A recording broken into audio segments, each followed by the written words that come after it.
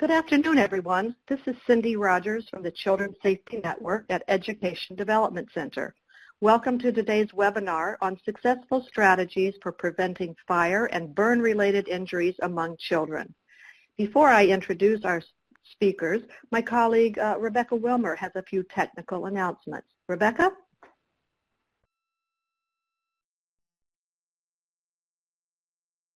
Hi. So audio is broadcast through your computer speakers, and the quality of the audio is dependent on the speed of your internet connection. So if you're experiencing any glitches in the audio, you can try either finding a more stable internet connection, or you can call into our phone line. If you do call into our phone line, the number is 866-835-7973. If you do that, please mute your computer speakers to eliminate any echo. Phone lines will be muted during this presentation to eliminate background noise as well. If you have any questions, you can type them into this Q&A box that you'll see on the bottom left at any time, and after the presentation we will pause for the presenters to answer your questions. We also have answers to frequently asked questions in the webinar instructions pod that you'll find on the upper left-hand side of the screen. We have a PDF of the slides available to download today right above the slide deck. So to download it, you can click on PDF of the slides and then select the Download Files button to save the document to your computer. And this webinar will be recorded, and an archive will be sent out to all registrants within 2 weeks. All right, back to you, Cindy. Great. Thanks, Rebecca. Well, we're really grateful to our three speakers for joining us today. And following their presentations, we'll take time for your questions. Our first speaker, Marty Ahrens, is Senior Manager of the Data and Analytics Group of the National Fire Protection Association, or NFPA. Marty came to NFPA in 1997 after 11 years as the Research Analyst and Fire Incident Reporting System Coordinator in the Massachusetts State Fire Marshal's Office. In addition to her managerial responsibilities, she also analyzes fire data to provide national estimates of various aspects of the fire problem. She's written numerous fire-related reports as well as chapters in several NFPA publications. Our second speaker is Meredith Hawes. Meredith is a regional education specialist for the NFPA, where she provides technical assistance and support on fire and life safety public education outreach and initiatives on a state and local level. Meredith assists in implementing NFPA resources, including identifying problems, determining appropriate resources, and seeking funding sources and partners to enhance fire departments and fire marshals in the Midwest and Mid-Atlantic regions of the U.S. Meredith has received numerous awards for her work in fire and burn safety. And finally, we'll hear from Ernest Grant.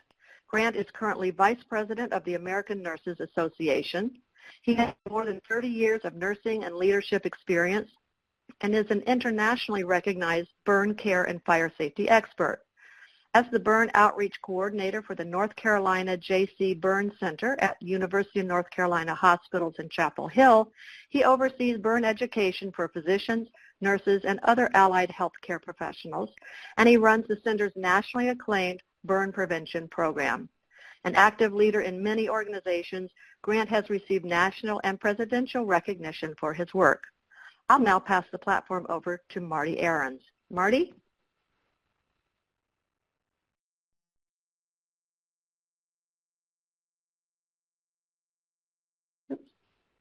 Marty, you may want to unmute your line, please.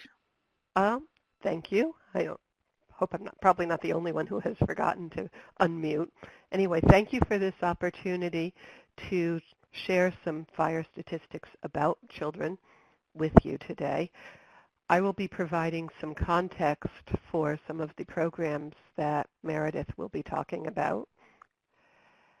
And the statistics I provide are estimates derived from the U.S. Fire Administration's National Fire Incident Reporting System and NFPA's Fire Department Experience Survey. When fire departments go to fires, they complete a report afterwards that describes the causes and circumstances and something about the victims. And we typically talk about annual averages to smooth things out. So in 2011 to 2015, roughly 2,500 people of all ages died as a result of fire. And we have about 12,300 reported civilian injuries. By civilian, I mean not firefighter. We know that the injury number is an underestimate because many people will have been taken from the scene even before the fire department gets there or by a non-fire department ambulance. But over that 5-year period, you can see that we had an average of 150 deaths of children under 5, 100 deaths among children 5 to 9, and 60 between 10 and 14, and 50 ages 15 to 19. So the number of deaths goes down as children grow up. We also see more preschooler injuries than other childhood injuries. It subsides a little bit and increases again as the children grow up to young teens, or excuse me, as the teens 15 to 19, they start taking on adult roles. We've made progress. Compared to the general population, children today are at less risk from fire. The graph shows in blue the percentage of the population in each of these age groups, under 5, 5 to 9, 10 to 14, and 15 to 19. Black is the deaths, yellow is the injuries, and red is fire and burn injuries. This comes from the CDC's Whiskers using Consumer Product Safety Commission's National Electronic Injury Surveillance System data. And what we see is that even among the preschoolers, their risk of fire death is comparable to their share of their share of the fire deaths is comparable to their share of the population. They're even lower for injuries from fire, but when you talk about the fire and burn injury, which includes scalds and contact burns, chemical burns, and other burns, and Ernest will talk more about that, it's 15%. They are at much higher risk of non-fire burns. And you, again, see that the risk percentage of the fire deaths among the age groups goes down a little bit as the children age, and the injuries start climbing back up as they become older teens. And we are very pleased to be able to say that the risk of fire death to young children has fallen to the point that they are less of a high-risk group than certainly middle-aged adults. However, that risk has not been spread, that reduction has not been spread evenly. Black or African American children still have about 3 times the risk of dying in fire as white children do. And I suspect that much of that is correlated with poverty. On the graph on the right, you can see that in 1980, 18% of home fire fatalities were children under 5. In 2008, it was down to 6%. So that's real progress. That little gap in the middle is when the data systems changed and things were a little unreliable.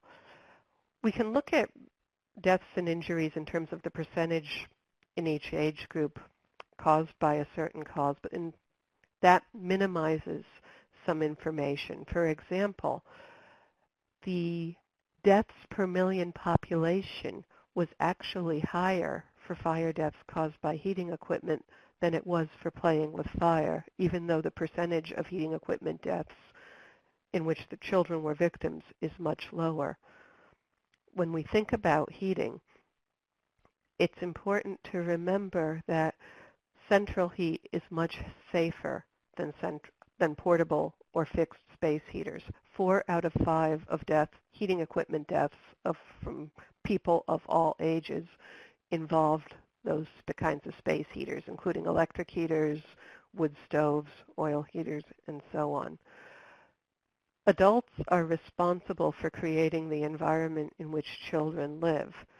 Some of the behaviors, such as playing with fire, intentional fire setting is sometimes done by children, and sometimes candles are used by children, do have the child themselves plays a role, but in other parts they may be victims to what the adults have done.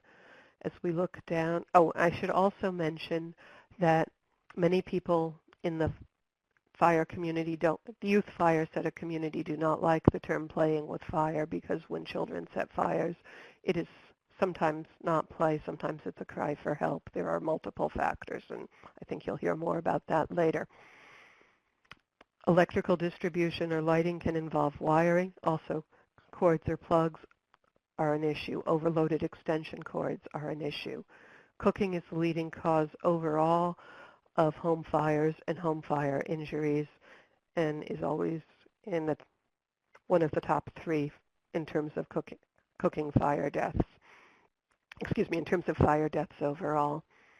And children are less likely to die in fires started by smoking materials because they smoke less often than adults.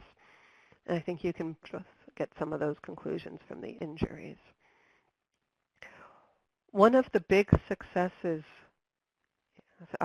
in recent years, I guess I'm showing my age to call 1994 recent, is the Consumer Product Safety Commission cigarette lighter safety standard. Under the requirements of this standard, 85% of children 4.5 or younger had to be unable to operate those lighters.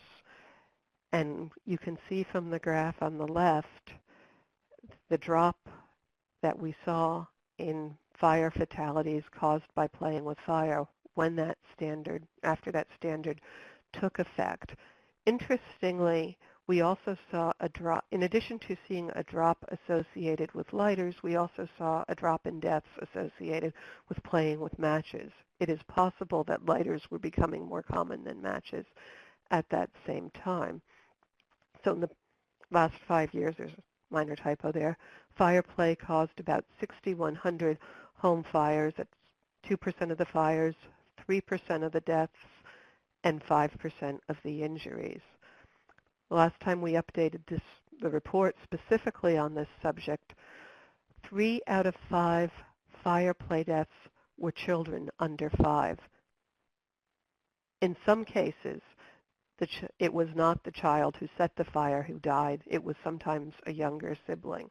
You can see some were a little bit older children. And 17% of the injured were under 5, a much smaller percentage than the deaths. The injuries and death percentages are pretty similar for the 5 to 9 age group.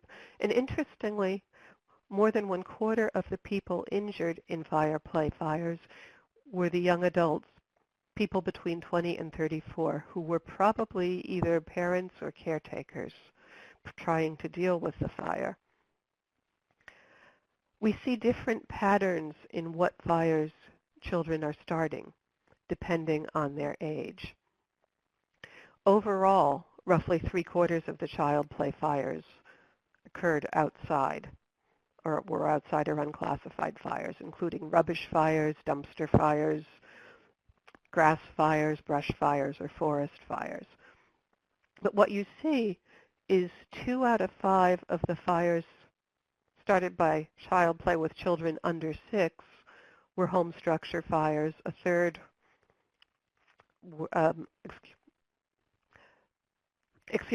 2 out of 5 home structure fires were started by fire play were children under 6, and about a third were children 6 to 9, and it goes way down.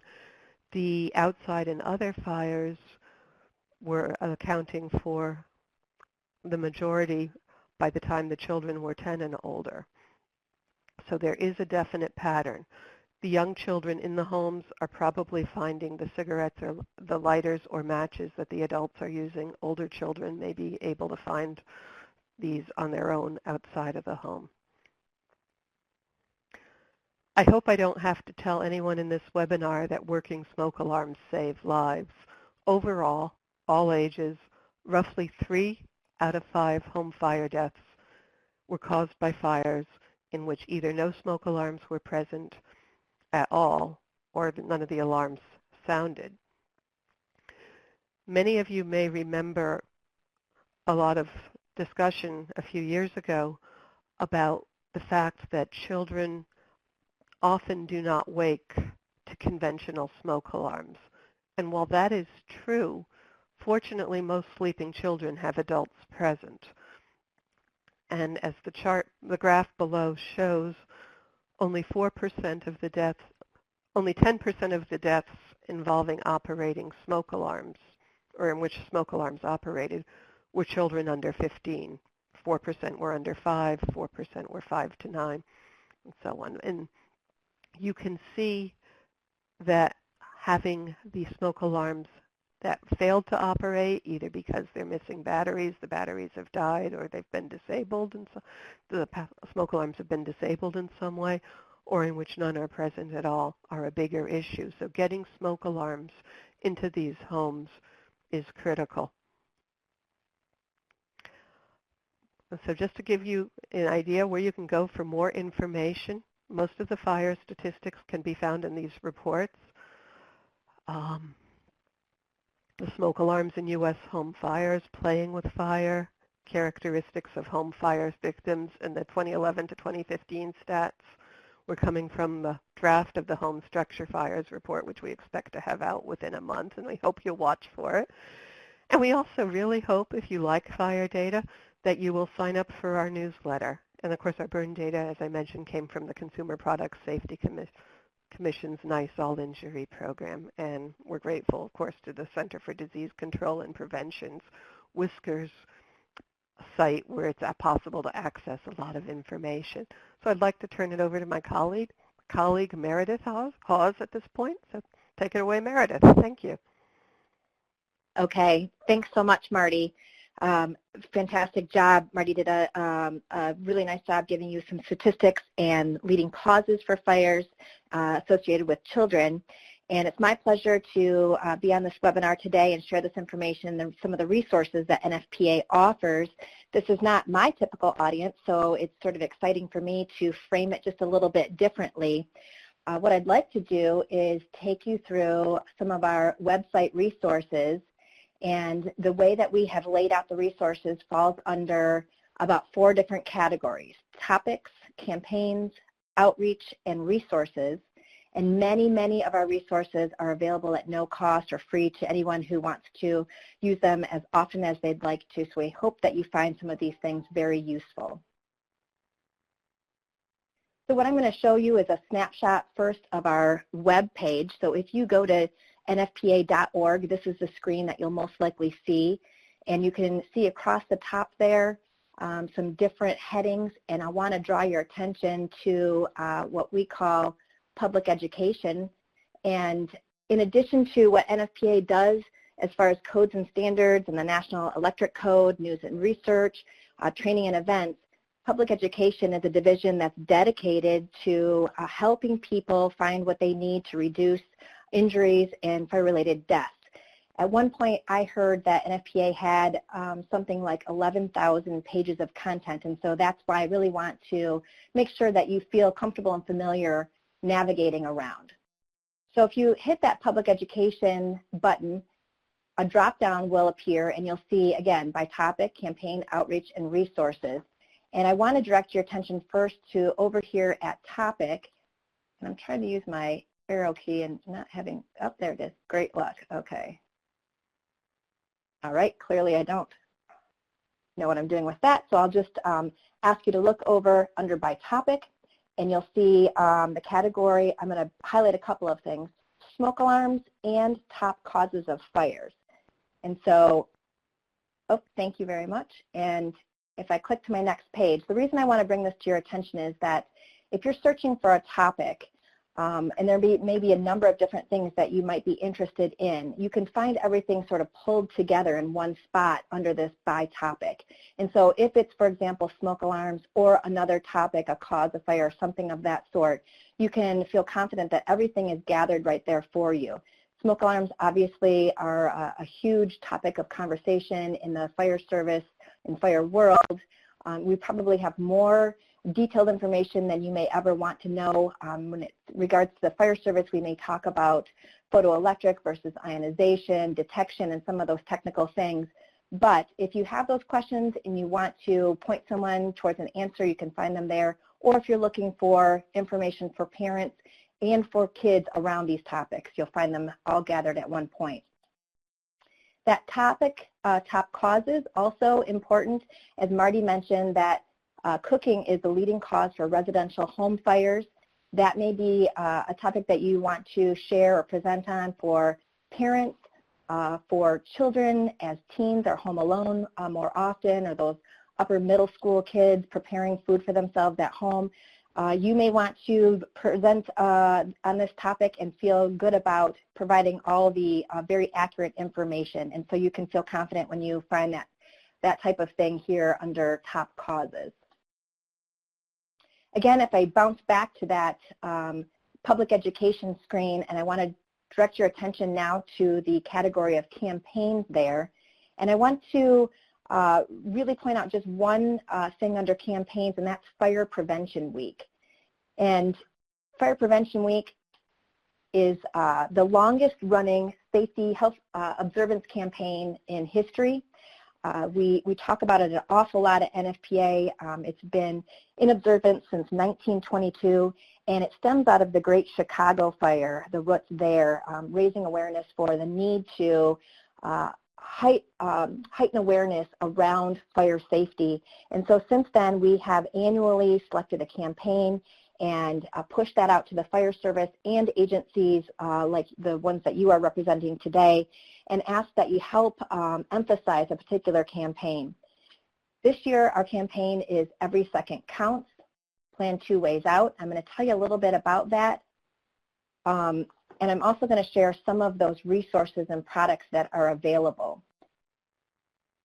Very important that we emphasize home escape plans. Our time to escape fires now has been reduced more than ever, and the reason for that is all of the things that we surround ourselves with.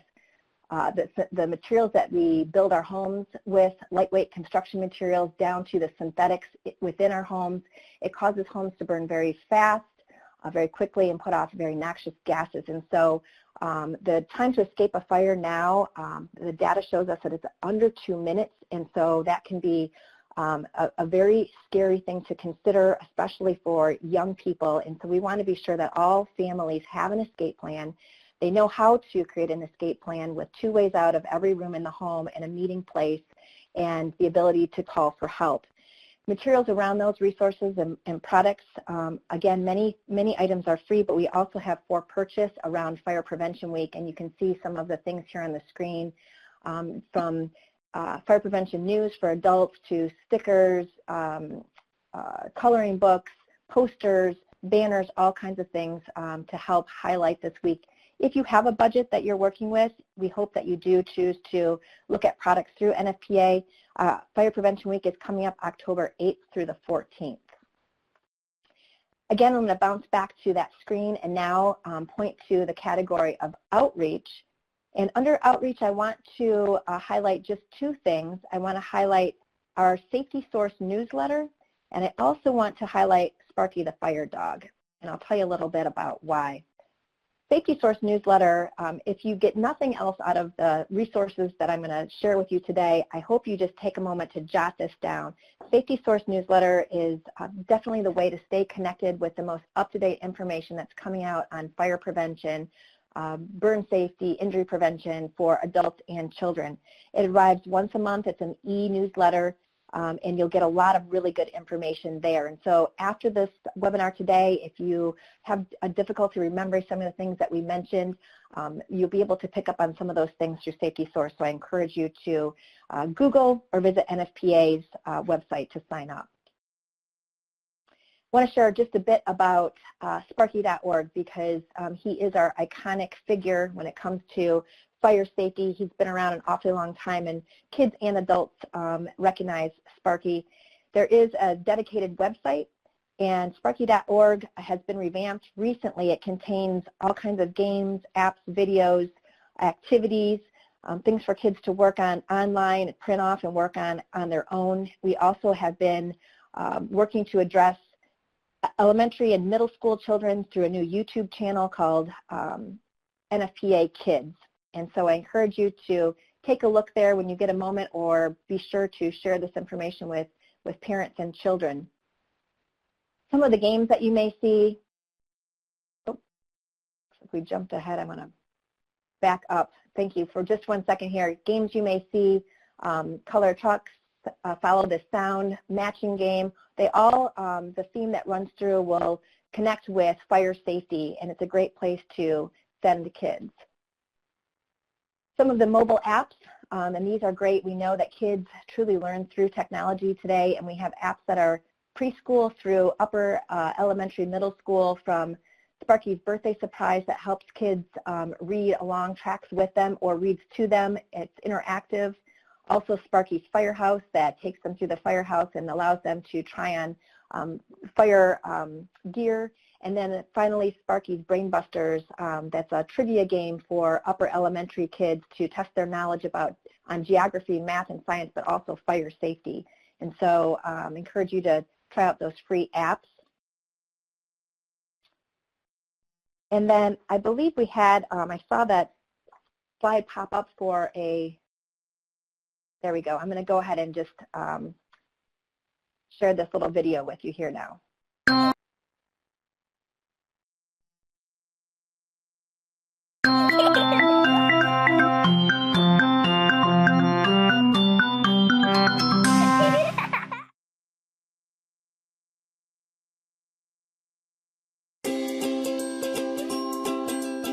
I bet Aunt Dottie has the best smoke alarms in town.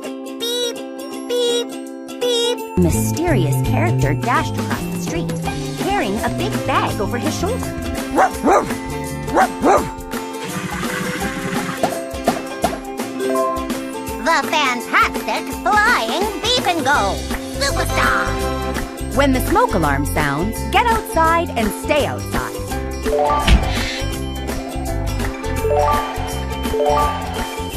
You did it! Great job!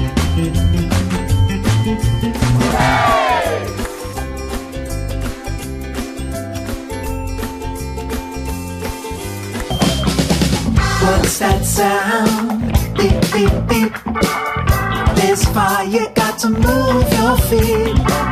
What's that sound? Beep, beep, beep. There's fire, got to move your feet. And smoke alarm.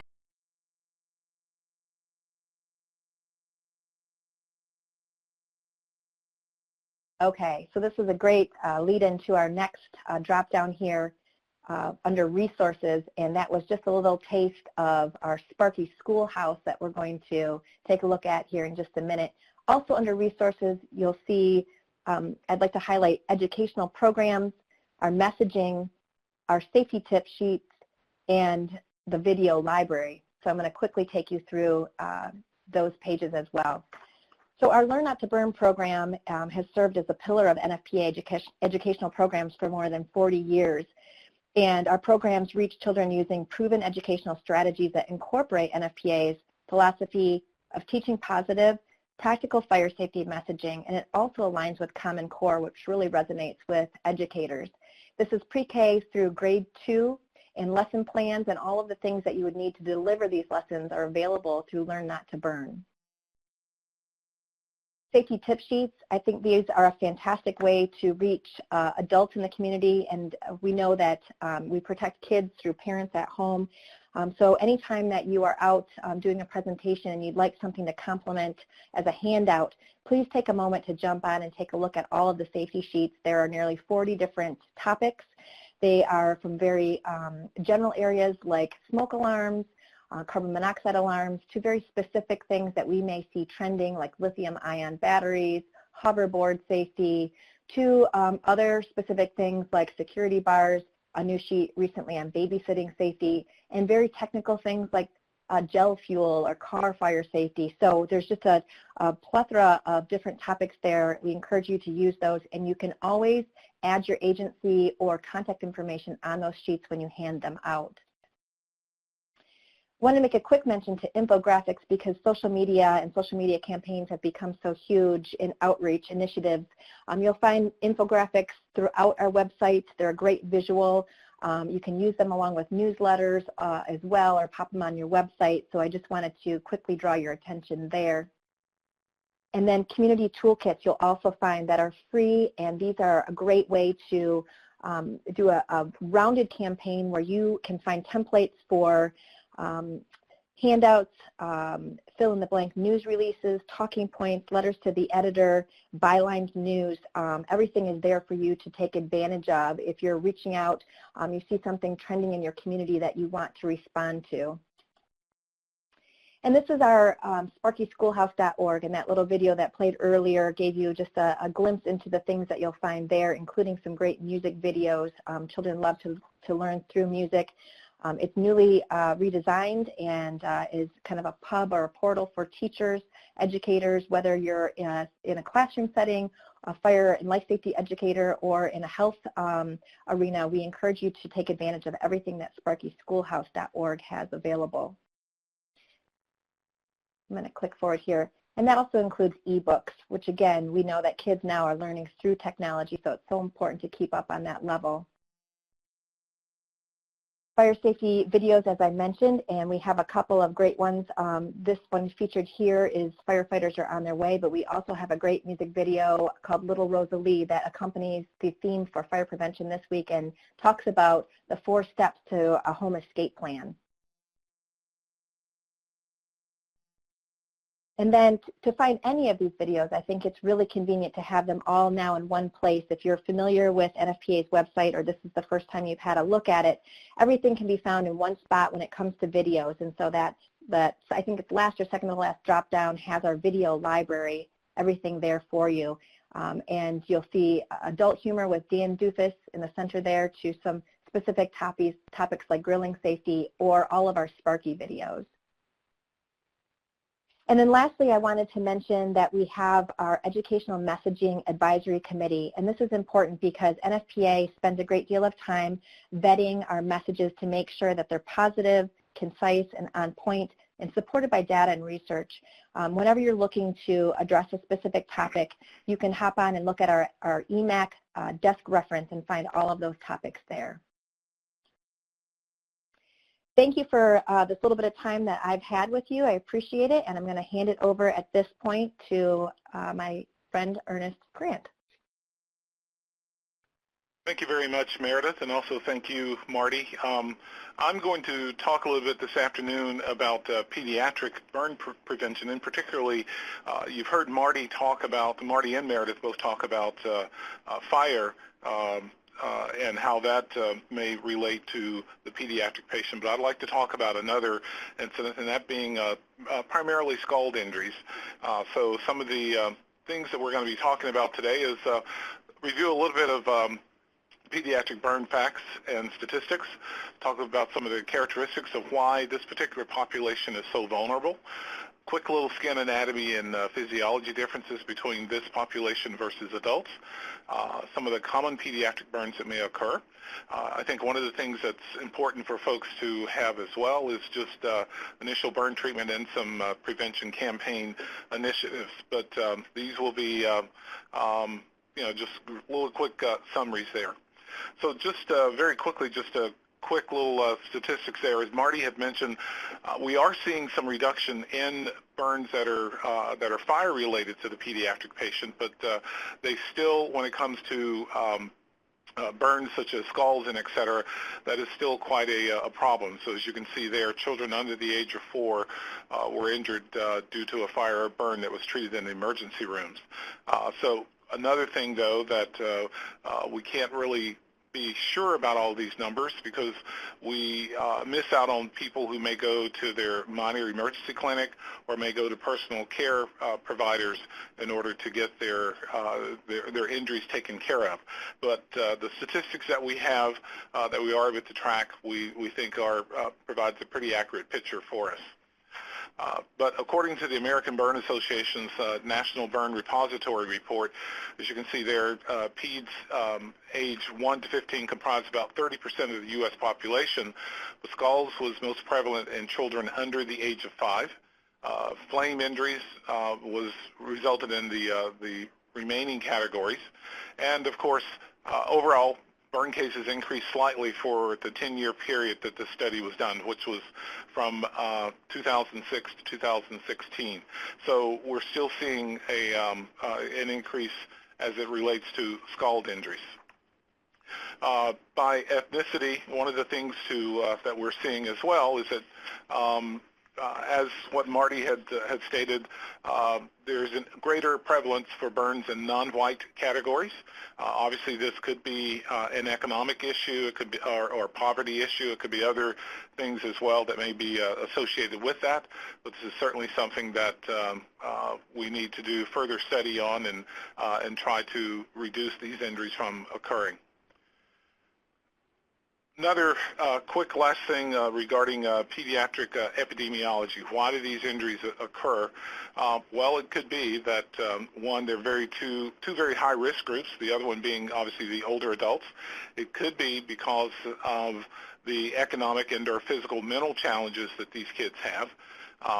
Some of the other reasons is, of course, children younger than 15 account for about a third of the admissions to burn care facilities, a third of all the deaths from burns and or burn-related injuries as well. Typically, though, one of the things that we say is for this population, because their skin is much thinner, it perhaps may result in a deeper burn than what you or I or an adult may have because our skin being a little bit thicker. They're very curious. They are spontaneous. They do not understand the consequences of their actions. They have an immature nervous system, so their ability to hold something or to grab something has not quite matured yet. They like to imitate what they see we as adults doing, and sometimes we sort of condone that by giving them little small appliances and things that resembles the big appliances that we use, such as think of the Kenner Easy Bake Oven, if you will. If a kid thinks that I can cook a cake just like grandma or grandpa or mom or dad, then they're easily lulled into thinking about that as well. Match and lighter play, we'll talk a little bit about that within the next couple of slides. There's also the potential for abuse. And then let's not forget, too, that children who may have some disability as a result of that may result in limited movement may also make them prone for a scald injury as well. One other thing to keep in mind is that children have a greater body surface area in relation to their body as compared to that of an adult. As you can see there, the example is that a 7-kilogram child, their weight is 10% of that of the average 70-kilogram adult, but their body surface area is 33 or a third of the adult's body surface area. So therefore, a burn that they may receive is obviously going to be much more of a significant injury than it would in the adult situation. As you see here, children less than 2 years of age, as we talked about, they have a disproportionately thinner skin. So as a result of that, burns that may first appear to be first or second degree burn, they actually wind up being a little bit deeper once within 24 to 48 hours. And that's something those of us in burn care have to pay very, very close attention to, is that this may not just necessarily be a minor first degree burn. Children also have a difficult time regulating their body temperature, and one of the big things that happens, or that we are always concerned with, is potential that they may, as a result of the size burn that they have sustained, may wind up becoming hypothermic or losing their core temperature. And our body's response when we get cold, obviously, is that we try to shiver to produce heat that would make the body warmer. But in this case, as the child does that, they, as it says, their muscle mass hampers the shivering ability, so they're going to have a greater heat loss than what the average adult may do as a result of their injury. Very quickly, skin anatomy and physiology. If you look over here on the left, you will see the epidermis, which is just the outer layer of skin. Normally, when we talk about degrees of burn injuries, when we talk about a first-degree burn, this is what we're talking about. First-degree burns are also called superficial burn, or sometimes you may hear the word superficial partial thickness burn, but this is just a top layer of skin that usually heals within a week to 10 days, and for the most part, we're not really all that concerned. We do look for potential for infection and et cetera, but it is something that we need to obviously be very cognizant of. Then we have a second-degree burn, or which would be called a partial thickness injury. This one involves what we call the dermis, or the true skin, and if you look on the side here, you see various structures, nerve endings, sweat glands, subcutaneous tissue, etc. This is how we know when this type injury occurred. Usually there's a blister that may form there, and they're very, very painful. So that's how we know that we're dealing with a second-degree burn, is that those nerve endings have been irritated by whatever may have caused the burn.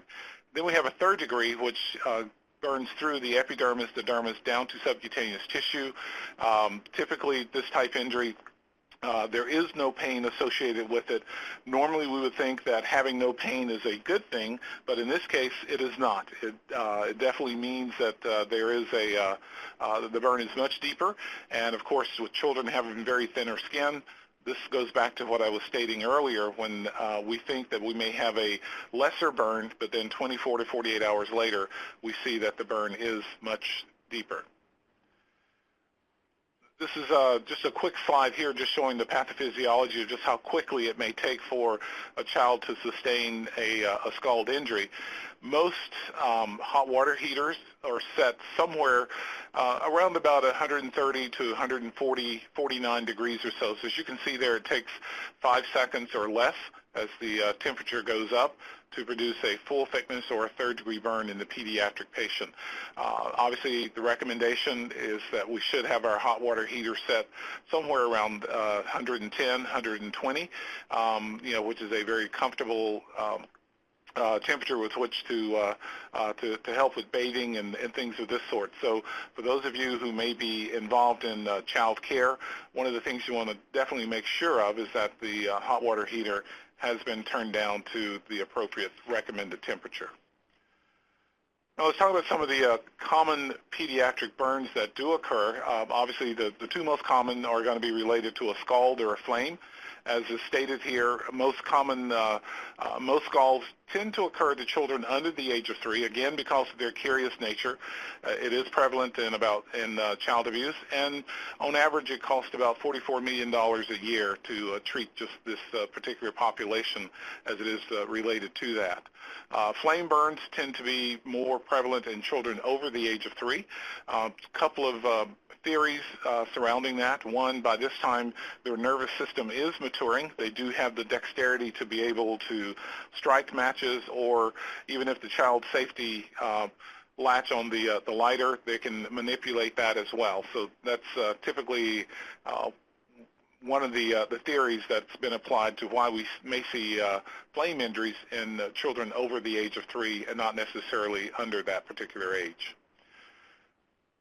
Frequently we're asked as well, so what do we do if a burn injury were to occur? Well, the first thing, obviously, you want to cool the burn, remove all the clothing and anything else that may hold in the heat.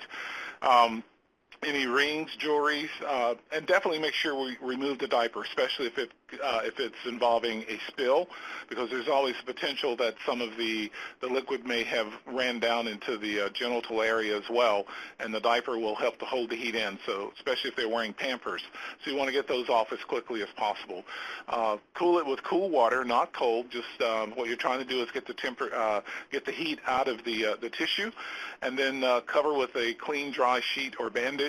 And depending on the size of the burn, typically we say if it's greater than the size of a quarter, then you would need to seek medical attention, but you can probably use some triple antibiotic ointments such as bacitracin to initially treat the injury. Definitely do not want to apply some of the home remedies that are listed on the right-hand side of the screen. Ice may shift it to the other continuum and induce like a frostbite injury. You've already got damaged skin, and that's going to make it even worse. Butter, it's going to lock in the heat and make the injury that much deeper as well. The list goes on and on, but all of these are things you do not want to apply because they will either hold the heat in or set up the potential for infection. So the best thing, again, is just cooling with cool water, cool down to the temperature of unburned skin, and of course, wrap in clean, dry dressings and seek medical attention whenever you can. Some of the more frequent sources of scald injuries, obviously the hot tap water, again, just stressing the need to make sure that the hot water heater temperature is set at the correct temperature of between 110, no more than 120 degrees. There's always potential for very hot beverages, coffee, tea, things of this sort. Hot foods or steam, particularly things such as liquids, cream soups, those type things, thick liquids that could actually stick to the skin and make the burn that much deeper, even though they may just be on the skin for just a few seconds longer, but because of how thick they may be, they are going to be hotter. So that is something to obviously be cognizant of. So in the kitchen, just a little bit of home safety initiative. Always, you want to cook on the back burner, turn the pot handles, create a no kid zone, as you see here, that is marking a place 3 feet in front of the stove or oven, and instructing the child that whenever the stove is being used or they know that the stove is on, they know not to step inside of that particular area to reduce the potential of them reaching up and pulling a pot or something over onto themselves or sustaining an injury that way. And of course, use the microwave. If you're going to do that, make sure that you're using safe practices with that. And if you're going to allow the child to be able to do that, obviously they need to be supervised with with that for the first little bit, and knowing that when they do take objects out of the microwave, it is going to be very, very hot, and stands a greater chance of the potential for a burn injury to occur. Some other initiatives as well, as we talked about, making sure hot water heater is set comfortably. Keep hot drinks away from the counter edge.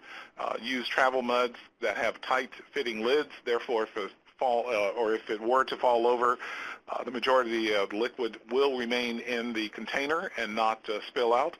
And of course, never hold a child while you're holding a hot beverage.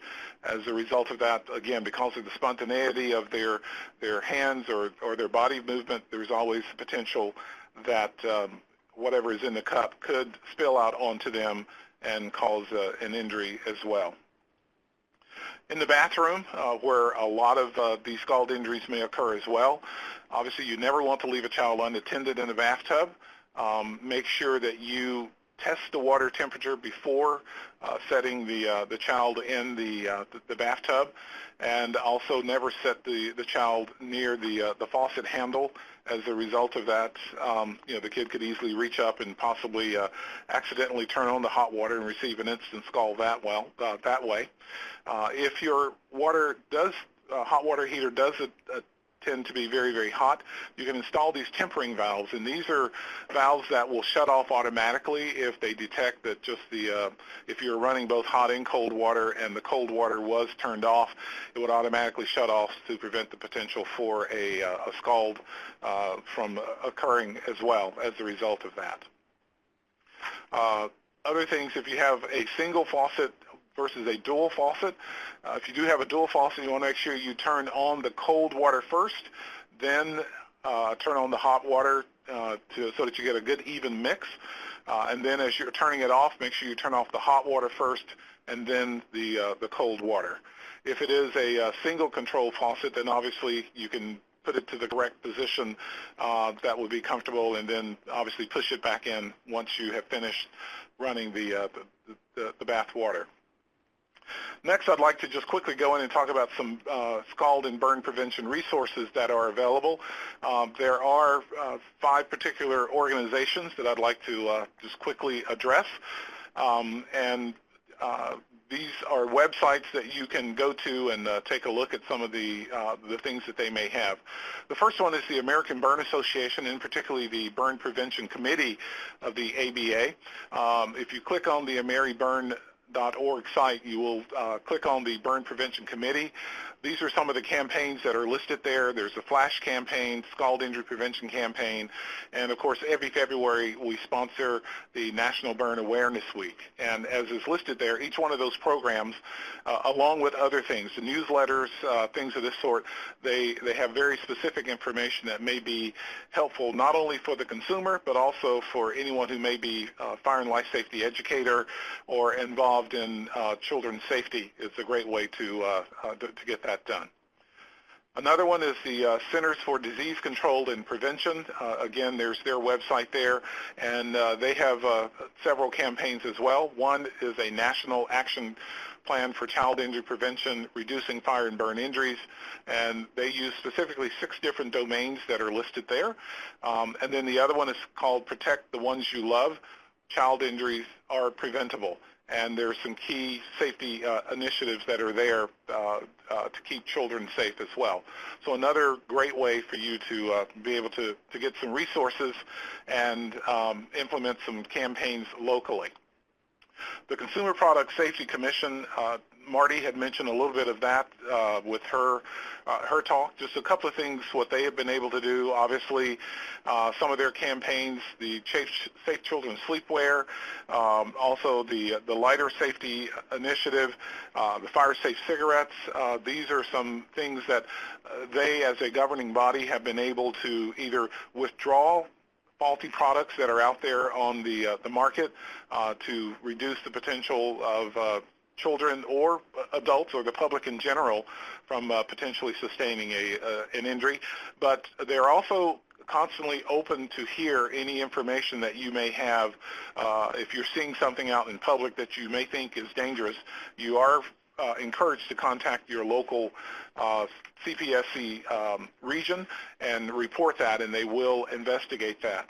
I also just wanted to quickly back up for just a second. I failed to mention that with the American Burn Association, the Burn Prevention Committee is also very much interested. If you're seeing things happening out in the community that may pose a potential danger, and a good example would be most recently the fire challenge that we were seeing quite a lot of.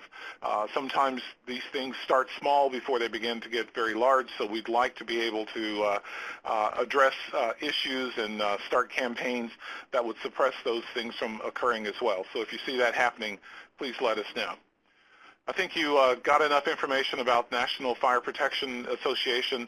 The campaigns that are listed here are very good examples. They're true, tried and true. They have been fully tested and vetted and are very accurate, and I really can't say enough about those. Safe Kids, again, we've partnered with them on quite a lot of projects, and again, there are things that they offer as well. So again, encouraging you to go to their website. And then finally, USFA, or U.S. Fire Administration, some of the campaigns that they have as well. Particularly, there's one, Youth Fire Setting. They do have a National Arson Awareness Week media kit that if you see a kid that you may think has an interest in fire play, there is programs that are out there and individuals who are trained to work with these individuals to ensure that that is abated. And then one of the last ones is just some of the local initiatives that you may not think about. Your local fire EMS and departments, your local burn center, the educators that may be there, fire and life safety educators for your particular state as well. All of these resources are some that you may not think about, but may have some campaigns that you can look at locally as well. A couple other national organizations which we've talked about, and some of their policy initiatives. This is creating national standards to also make sure that our children are kept safe as well. And once again, I would just end the presentation just by encouraging you to go to those websites, look at what is available, and hopefully we'll be able to meet your needs. And I'm sure I'm speaking for Marty as well as Meredith when I say that if you have any questions about any of those, we'll be more than happy to try to point you in the directions for things that may be available for you locally as well. And with that, I'll turn it back over to Becca. Excellent. Thank you, Ernest and Meredith and Marty, fabulous presentations and a lot of terrific information in such a short amount of time. I would invite our participants who have any questions for any of our speakers to go ahead and enter those in the Q&A box to the left of your screen. And we do have a number of questions that we have already received, so let's just go ahead and get started. And the first question is for Marty. Marty, can you address any regional differences in fire deaths among children?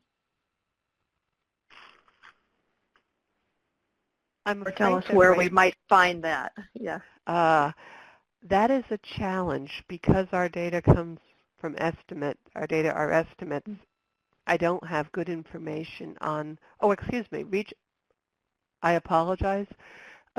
We can, using Whiskers, get death certificate data to look at fire deaths by state. However, under privacy requirements, they will not, the CDC or the National Health Statistics does not allow us or anyone to display fewer than 10 deaths per year. So it can be a little bit limited, but if you are in a state with a lot of deaths, or if you can make the age range longer, you can take a look at it. And when I say Whiskers, if you search on WISQARS, you can get into that, look for fatal injury reporting, and then you would have to agree to use it according to their terms, and you can, it's a fairly easy site to use to get information about fire deaths and you can look at it by age, you can look at it by state, and you can look at it by region. Great. Thank you. Okay. Thank you, Marty. A question from Meredith. One of our participants says that they work in a community-based agency that does not have a budget for materials. Is it possible to partner with a local fire department, or where would you recommend that we go? Sure. Certainly, I would encourage you to reach out to your local fire department. Whether or not they have a budget to help you might be challenging. Oftentimes, they have that same obstacle. However, they may have a budget, or they may have some resources identified already. We see a lot of fire departments that partner with insurance companies, with a lot of other for-profit companies that maybe have a marketing budget that can be utilized, and so that's an avenue that you can go as well. The other thing is there may be funds available through a school PTO or some other entities like that. So I would certainly encourage you to reach out to your local fire department, and they just may have already identified some of those possibilities for you. Great. Okay, thank you. And a question for Ernest. Ernest, are there state laws regarding the setting of hot water heater temperatures? Can you address that? Yes, thanks. Yes, there are. I know, I believe well over 3/4 of the states do require that the hot water heater be set at the factory at 120 degrees, and there's usually a hang tag on there that serves as a warning, I guess, to the homeowner that if you choose to dial this up, there's the potential for a burn. How quickly or how that may be enforced will vary by state, but there are laws that are out there. If the individual is looking for a law to use as a template, they're welcome to email me, and I can point them to the law that we have on the books here in North Carolina. Be happy to share that. Great. Thank you. Another participant asks, and this is a question I'll open up to all three of you, are there agencies that help lower income families with fire alarms and smoke detectors? This is Meredith. I would just start off by telling you that many fire departments have smoke alarm installation programs and have identified funding to provide those alarms and oftentimes install them for free. So again, I would encourage you to reach out to your local fire department as a first step. And it sounds like Ernest has something to add to that. Well, I was just going to mention that, and but also one of the things that sometimes we don't think about is that there are smoke alarms available through that same fire department through for people who are deaf or hard of hearing, and may have visual impairment as well.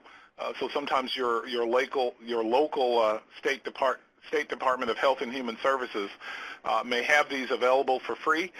You may have to get your local fire department to order them and install them, but that is something that sometimes we don't necessarily think about. We think about it for older adults, but not necessarily for our pediatric patients as well.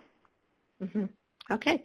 And one of our participants has also added in the chat that their local Red Cross helps to supply smoke alarms in their community.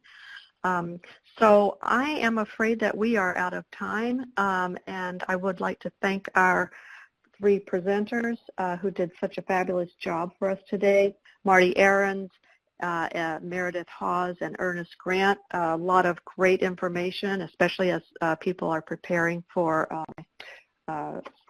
the week coming up in October, that you've provided a lot of valuable resources. So I want to thank you all for your presentations. I want to thank our audience for joining us today. And if you would please just take a quick moment to send out to fill out a short evaluation. You'll see the link on your screen here. We would greatly appreciate it. And I hope you have a great rest of the day. Thanks, everyone. Bye-bye.